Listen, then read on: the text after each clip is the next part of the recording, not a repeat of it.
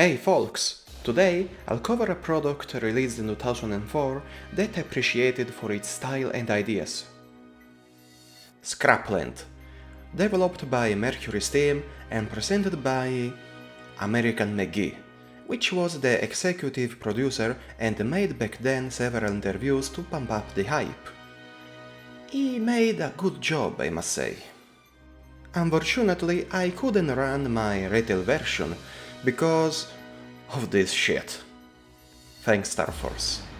Unless I bought this German version and...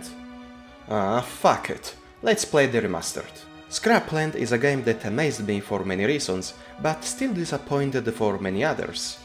It looks beautiful and inspired. The characters have cartoonish and goofy looks and animations. The ship design was neat and the music dope, but there were numerous shortcomings. So, what's this game about? Well, Scrapland was described as a murder mystery set in a world of robots, and that's quite true, although I like to portray it as the space GTA with robots. We play as the good-looking robot named D-Tritus Debris, a wanderer that claims to have crafted himself from scraps and rides a cool space motorcycle until he arrives to the asteroid called Scrapland, inhabited by isolated and kinda racist robots that hate humans. Why don't you allow any human beings here? Are you kidding? A human being is the slimmest, nastiest, most unpleasant creature to a robot. Just the thought of them makes me sick. Though they're quite the embodiment of the worst human behaviors. D-Tritus gets scanned, registered in the Great Database, and later assigned to a job, because in Scrapland, loafers are not welcome. And what free job he finds? The sewer cleaner. Just joking, he becomes a reporter. We'll soon notice how D-Tritus is the friendliest protagonist ever, and gets introduced to the first supporting characters, like the colleague Berto, and later to the mechanic Rusty and the floating Sputnik, and builds his first little spaceship so to explore the vast cyber city of Chimera. A first plot point to understand is that all robots in Scrapland have a matrix registered in the Great Database that consents to respawn in case of destruction. So, basically there's no final death, and surely everything will always be fine. A bit later, D-Tritus will know the crazy gambler, who will first test him and then give side quests consisting of little challenges that lead to a big rewarding one, and will also have a main role in the main story. Soon after, he gets introduced to the other main characters, the sensual reporter Betty, and his boss.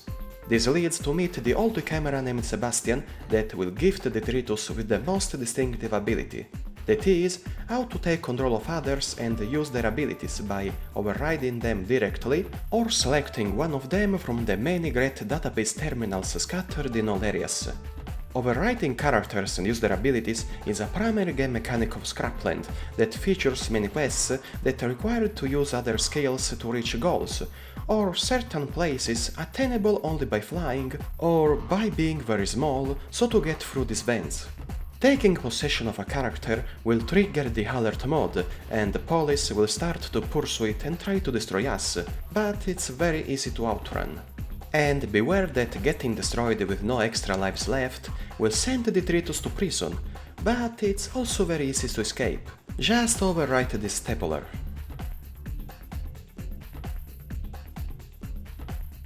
The world of Scrapland is then shaken from the fatal death of the lascivious archbishop that didn't respawn, and it's described as the first case of homicide in many years.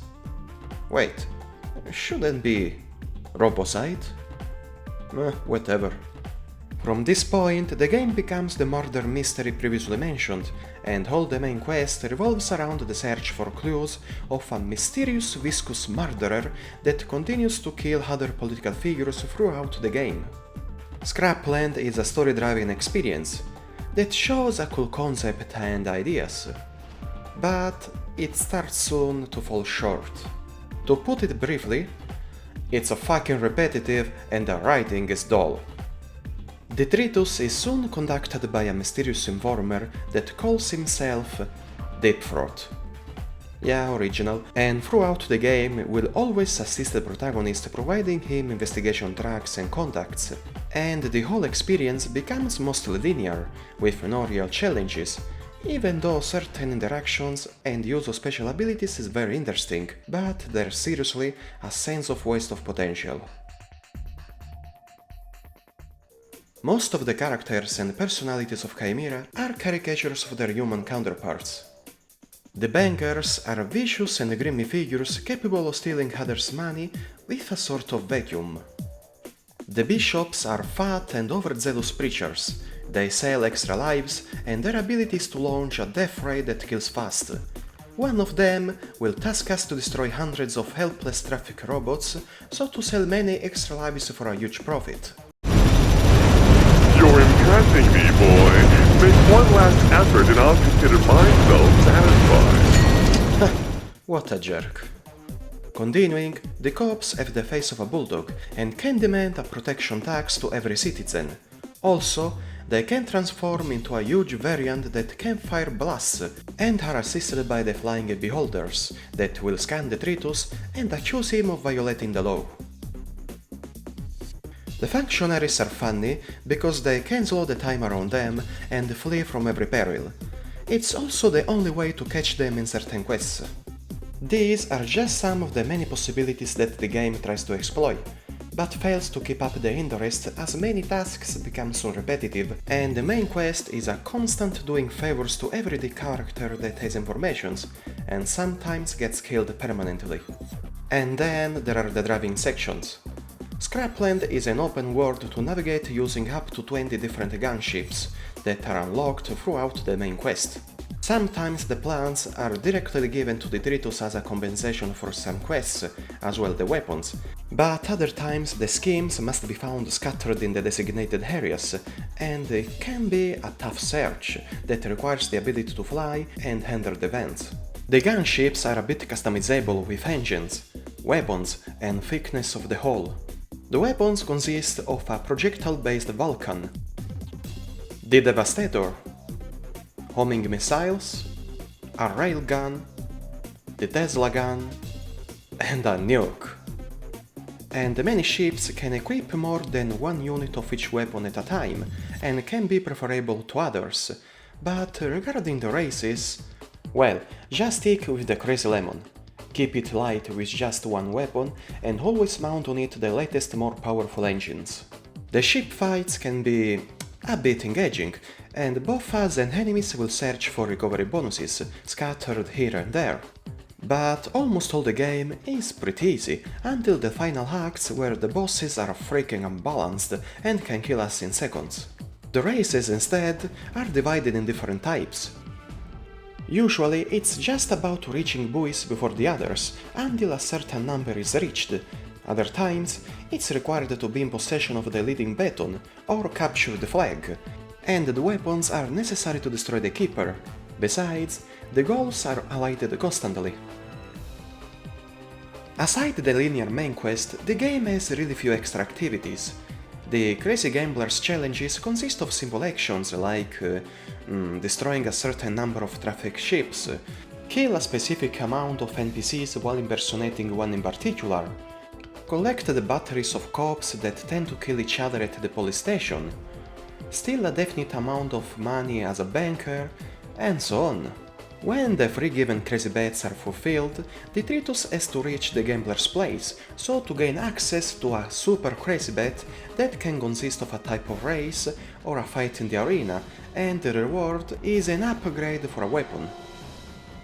The D-Tritus can also challenge NPCs in races and battles, useful to accumulate money to spend in creating gunships or rebuild a destroyed one, and buy extra lives from bishops. There's a way to make extra money by completing these little time attack minigames at the bank, and some extra lives can be stolen at the temple, but beware the raging bishops and the police. Many times I had the impression that Scrapland was a bit rushed, and during an interview, the creator stated that some ideas were not implemented because they wanted to include those in a possible sequel. And it's a pity, because the potential of this game was great, but fails to be a memorable classic except the effort in the graphic compartment. Chimera is a beautiful city to explore, divided in 4 well-rendered sectors full of detail and clever level design. But there's really nothing interesting to do, and the main 5 internal areas are accessible through the tubular transport located on specific platforms, except the gambling joint that has its personal access points, and Rusty's workshop is inside a little asteroid that is conveniently present in every sector. The remastered version makes a nice work by enhancing the lights and all the textures. It's very nice to look at, but Scrapland has always been visually lovely, and the goofiness of its characters can be charming. Also, the music score counts on neat compositions, and the original English voice acting is enjoyable. At the end, it's not at all a bad product. Yes, unfortunately it suffers a lot from a terrible simplicity of its gaming mechanics and a general lack of depth. Also, the story can be predictable and the writing is banal, however there are some nice twists. It's a humorous and agreeable game that lasts about 15 hours if you try to complete all the crazy bets and find all the ship's plans. Let's say that at a good discount it's worth a try.